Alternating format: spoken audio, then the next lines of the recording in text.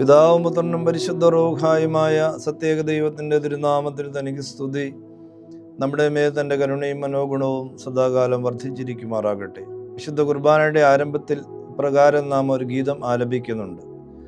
മോചനമതിനായി പാപികളെ വരുവിൻ, യാചിപ്പിൽ മുട്ടുന്നോർക്കു തുറന്നിടുമേ നാഥൻ തൻ വാതിൽ, യാചിക്കുന്നോൻ പ്രാപിക്കും, അന്വേഷിപ്പോൻ കൈക്കൊള്ളും.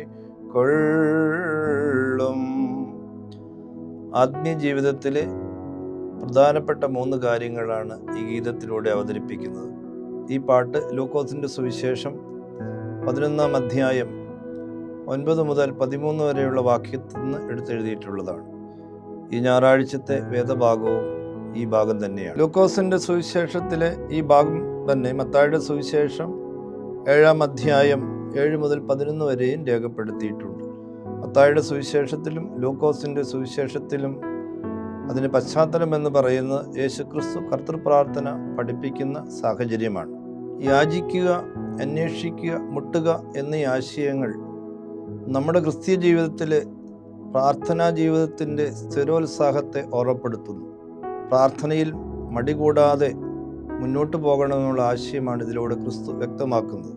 സ്ഥിരോത്സാഹം അഥവാ മടുപ്പ് കൂടാതെ പ്രാർത്ഥിക്കുക എന്നുള്ള ആശയത്തിന് ഗ്രീക്ക് ഭാഷയിൽ ഉപയോഗിച്ചിരിക്കുന്ന പദം അനൈഡിയ എന്ന പദമാണ്. ഇതിന് യഥാർത്ഥ അർത്ഥം ലജ്ജ കൂടാതെ, ഷെയിംലെസ്, ലജ്ജ കൂടാതെ പ്രാർത്ഥിക്കുക എന്നുള്ള ആശയമാണ്. നമ്മൾ പ്രാർത്ഥിക്കുമ്പോൾ മടികൂടാതെ ലജ്ജാരഹിതമായിട്ട് ദൈവദൃശ്യത്തിൽ പ്രാർത്ഥിക്കുമ്പോഴാണ് നമുക്ക് ഉത്തരം കിട്ടുന്നത്. 1 തെസ്സലോനിക്കർ 5-ാം അധ്യായം 17-ാം വാക്യത്തിൽ എപ്പോഴും പ്രാർത്ഥിപ്പിൻ എന്ന് പൗലോസ് അപ്പോസ്തലൻ പറയുന്നുണ്ട്.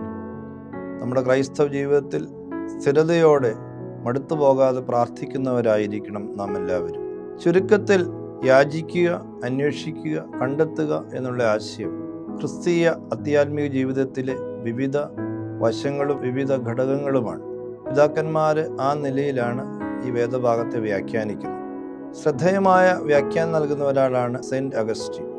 യാചിക്കുക എന്നതുകൊണ്ട് അദ്ദേഹം അഭിപ്രായപ്പെടുന്നത് പ്രാർത്ഥനയിലൂടെ മനസ്സിന് ലഭിക്കുന്നതായ ശക്തിയെയാണ് സൂചിപ്പിക്കുന്നത്. അന്വേഷിക്കുക എന്നുള്ളത് സത്യത്തിന് വേണ്ടിയുള്ള അന്വേഷണം അഥവാ ദൈവത്തെ കൂടുതൽ അടുത്തറിയുവാനുള്ള അന്വേഷണമായിട്ട് സൂചിപ്പിക്കുന്നു. മുട്ടുക എന്നുള്ളത് പ്രവർത്തനത്തെ സൂചിപ്പിക്കുന്നു. ആത്മീയ ജീവിതം അന്വേഷണവും പ്രാർത്ഥനയും പ്രവർത്തനവും കൂടിയതായിട്ടുള്ള വിവിധ മാനങ്ങളുള്ളതാണെന്നാണ് അദ്ദേഹത്തിൻ്റെ വ്യാഖ്യാനം. സ്വർണ്ണനാവുകാരനായ ഈവാനിയോസ് അന്വേഷിക്കുക എന്ന് പറയുന്നത് നഷ്ടപ്പെട്ടതിനെ തിരിച്ചു കൊണ്ടുവരിക എന്നുള്ള ആശയമാണ്. ക്രൈസ്തവ ജീവിതത്തിൽ നമുക്ക് നഷ്ടപ്പെട്ട മൂല്യങ്ങൾ, പ്രാർത്ഥനാ ജീവിതം, നമ്മുടെ ആത്മീയത നഷ്ടപ്പെട്ടത് തിരിച്ചു കൊണ്ടുവരിക എന്ന ആശയമാണ് അന്വേഷിക്കുന്നവരെ അദ്ദേഹം വെളിപ്പെടുത്തുന്നത്. അതേസമയം മുട്ടുവീൻ എന്നുള്ള ആശയം അദ്ദേഹം വെളിപ്പെടുത്തുന്ന ദൈവത്തെ സമീപിക്കുവാനുള്ള മനുഷ്യൻ്റെ തീവ്രമായ ആഗ്രഹവും പരിശ്രമത്തെയാണ് സൂചിപ്പിക്കുന്നത്. എന്നാൽ സഭാപിതാവായ ഒറിഗൻ വളരെ വ്യത്യസ്തമായിട്ടാണ് ഇതിനെ വ്യാഖ്യാനിക്കുന്നത്. യാചിക്കുക, അന്വേഷിക്കുക, മുട്ടുക എന്നുള്ളത് ആധ്യാത്മിക ജീവിതത്തിലെ വളർച്ചയെ സൂചിപ്പിക്കുന്നത് ആയിട്ടാണ് അദ്ദേഹം വ്യാഖ്യാനിക്കുന്നത്. യാചിക്കുക എന്നുള്ളത് കൊണ്ട് അദ്ദേഹം ഉദ്ദേശിക്കുന്നത് പ്രാർത്ഥനയിലൂടെ കൃപയിൽ നിറയുന്നതിനെ കുറിച്ചാണ്. അന്വേഷിക്കുക എന്നുള്ളത് ധാർമ്മികവും ഭൗതികവുമായ ദൈവ സത്യത്തെക്കുറിച്ചുള്ള അന്വേഷണമാണ്. എന്നാൽ മുട്ടുവീൻ എന്നുള്ളത് അദ്ദേഹം വ്യാഖ്യാനിക്കുന്നത് സ്വർഗരാജ്യത്തിലേക്കുള്ള മനുഷ്യൻ്റെ പ്രവേശനത്തെയാണ് സൂചിപ്പിക്കുന്നത്. അതായത് യാചനയും അന്വേഷണവും മനുഷ്യനെ അവസാനം എത്തിക്കുന്നത് സ്വർഗരാജ്യത്തിലേക്കുള്ള പ്രവേശനമാണ്, ദൈവരാജ്യത്തിൻ്റെ അവകാശത്തിലേക്കാണ്. ഇവിടെ നമ്മുടെ ആത്മീയത വളർച്ചയുടെ അനുഭവമായിട്ട് യുഗാന്ത്യത്തിൽ നമ്മൾ ആർജിക്കുന്ന രക്ഷയുടെ പൂർണ്ണതയാണ് മുട്ടുക, അത് തുറക്കപ്പെടുന്ന വാതിൽ സൂചിപ്പിക്കുന്നത്.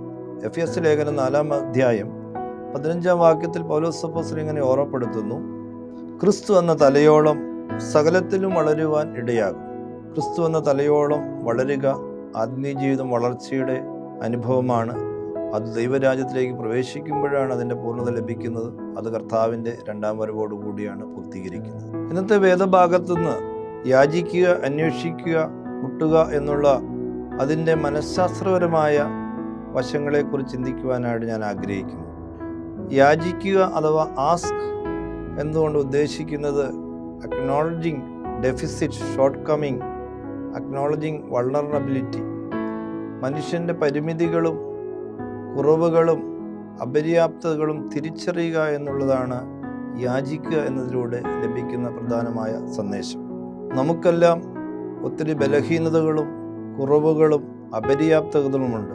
എന്നാൽ പ്രാർത്ഥനയിലൂടെയും ദൈവാശ്രയത്തിലൂടെയും അതിനെയൊക്കെ നമുക്ക് അതിജീവിക്കുവാനായിട്ട് സാധിക്കും. മനുഷ്യ ജീവിതത്തിൽ അഥവാ നമ്മുടെ എല്ലാവരുടെയും വ്യക്തി ജീവിതത്തിലെ ബലഹീനതകളും അപര്യാപ്തതകളെക്കുറിച്ചുള്ള തിരിച്ചറിവ് നമ്മുടെ അഹംഭാവം ഇല്ലാതാക്കുന്നതിനും അതോടൊപ്പം തന്നെ നമ്മുടെ ജീവിതത്തിൽ താഴ്മയുണ്ടാകുന്നതിനും അതേപോലെ ദൈവത്തിലുള്ള ആശ്രയം വർദ്ധിപ്പിക്കുന്നതിനും ഇത് സാധ്യമാകുന്നു. ദൈവത്തിലുള്ളതായ നമ്മുടെ ആശ്രയം നമ്മുടെ ബലഹീനതകളെ അതിജീവിക്കുവാനായിട്ട് സാധിക്കും. നമ്മളെപ്പോഴും പ്രാർത്ഥിക്കുന്ന ഒരു പാട്ടുണ്ട്, ബലഹീനത നീക്കി തുണ ചെയ്യുക നാഥ, രാപകലടിയങ്ങൾ കാശ്രയമങ്ങല്ലോ. ദൈവത്തോട് യാചിക്കുക എന്നുള്ളത് ബലഹീനതകളെയും കുറവുകളെയും അതിജീവിക്കുവാനുള്ള പരിശ്രമമാണ്. 2 കൊരിന്ത്യർ 12-ാം അധ്യായം 9-ാം വാക്യത്തിൽ പൗലോസ് അപ്പോസ്തലൻ ഇങ്ങനെ ഓർമ്മപ്പെടുത്തുന്നു, അവൻ എന്നോട് എൻ്റെ കൃപ നിനക്ക് മതി, എൻ്റെ ശക്തി ബലഹീനതയിൽ തികഞ്ഞു വരുന്നു എന്ന് പറഞ്ഞു. ആകയാൽ ക്രിസ്തുവിൻ്റെ ശക്തി എൻ്റെ മേൽ ആവസിക്കേണ്ടതിന് ഞാൻ അതിസന്തോഷത്തോട് എൻ്റെ ബലഹീനതകളിൽ പ്രശംസിക്കുന്നു. പൗലോസ് അപ്പോസ്തലൻ തൻ്റെ ബലഹീനതകൾ അതിനെ അതിജീവിക്കുന്ന ദൈവശക്തിയിൽ ആശ്രയിച്ചുകൊണ്ടാണ്. നാം ദൈവത്തിൽ ആശ്രയിക്കുന്നുവെങ്കിൽ, ദൈവത്തോട് യാചിക്കുന്നുവെങ്കിൽ നമ്മെ ദൈവം ശക്തീകരിക്കും. പഴയ നിയമത്തിൽ മോശയുടെ ബലഹീനതയെ ശക്തിപ്പെടുത്തുന്ന ദൈവം. പുറപ്പാട് പുസ്തകം 4-ാം അധ്യായം 10-ാം വാക്യത്തിൽ മോശ ദൈവതിരുസന്നിൽ പറയുന്നുണ്ട്, ഞാൻ വിക്കനും തടിച്ച നാവുള്ളവനുമാകുന്നുവല്ലോ എന്ന്.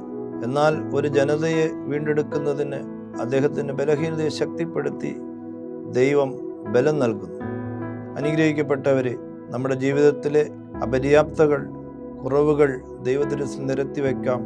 ബലഹീനതയിൽ ശക്തി ആർജിക്കുവാൻ നമുക്ക് പ്രാർത്ഥനയോടെ ഒരുങ്ങാം. അന്വേഷിപ്പിൻ അഥവാ സീക്ക് എന്ന് പറഞ്ഞാൽ മൂവിങ് ബിയോണ്ട് ദ വേർഡ്സ്, വാക്കുകൾക്കപ്പുറം സഞ്ചരിക്കുക. വാക്കുകൾ കൊണ്ട് മാത്രം ആത്മീയത അവസാനിക്കുന്നില്ല. അതിനൊരു കർമ്മോന്മുഖത അല്ലെങ്കിൽ ഒരു പ്രവർത്തനക്ഷമത ഉണ്ടായിരിക്കണം.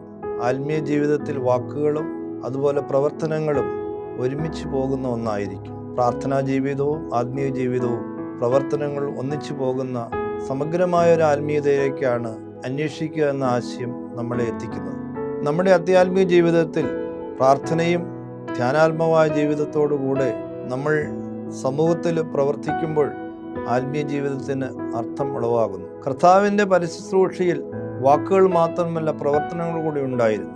Preaching and action, preaching and healing, പ്രവർത്തനങ്ങളും പ്രസംഗങ്ങളും സൗഖ്യദാനവും എല്ലാം കൂടി ചേർന്നതായ ഒരു ആത്മീയത. വാക്കുകൾക്കപ്പുറം ക്രിസ്തു സഞ്ചരിക്കുന്നു. സാധാരണക്കാരൻ്റെ നിത്യജീവിതത്തിലേക്ക് ക്രിസ്തു ഇറങ്ങി വരുന്നു. അവരുടെ ജീവിത പ്രശ്നങ്ങൾ ഇടപെടുന്നു. ക്രിസ്തുവിൻ്റെ ആത്മീയതയിൽ കർമ്മോന്മുഖത, പ്രവർത്തനം ഉണ്ടായിരുന്നു എന്നുള്ളത് ശ്രദ്ധേയമാണ്.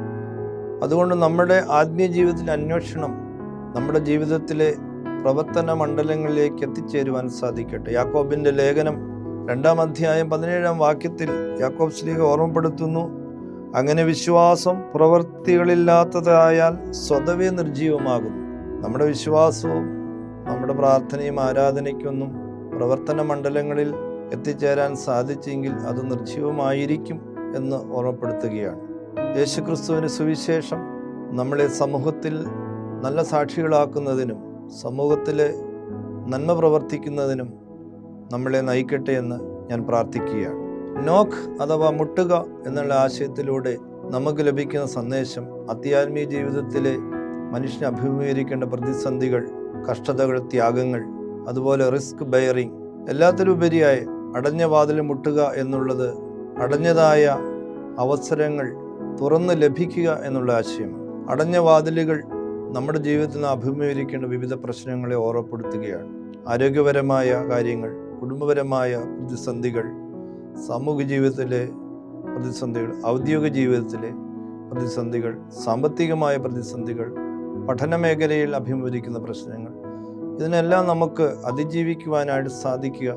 അതാണ് മുട്ടുക എന്നുള്ള ആശയത്തിലൂടെ നമുക്ക് ലഭ്യമാകുന്നത്. Closed door reflects closed opportunity. നമുക്ക് ലഭ്യമല്ലാത്ത അവസരങ്ങളെ അടഞ്ഞ വാതിലുകൾ ഓർമ്മപ്പെടുത്തുകയാണ്. അത് നമുക്ക് പ്രാർത്ഥനയിലൂടെയും ദൈവാസനത്തിലൂടെയും നമുക്ക് നേടിയെടുക്കുവാനായിട്ട് സാധിക്കും. എനിക്ക് പരിചയമുള്ള ഒരു കുട്ടി മെഡിക്കൽ എൻട്രൻസ് ആദ്യം എഴുതി തോറ്റു, രണ്ടാമത് തോറ്റു, മൂന്നാമത് എഴുതി പാസ്സായി ഡോക്ടറായിട്ട് ഇന്ന് സേവനം ചെയ്യുന്നുണ്ട്. അടഞ്ഞ അവസരങ്ങൾ നമുക്ക് പ്രാർത്ഥനയിലൂടെ മുന്നോട്ട് കൊണ്ടുവരാൻ സാധിക്കട്ടെ. ദൈവം നമ്മെ അനുഗ്രഹിക്കട്ടെ.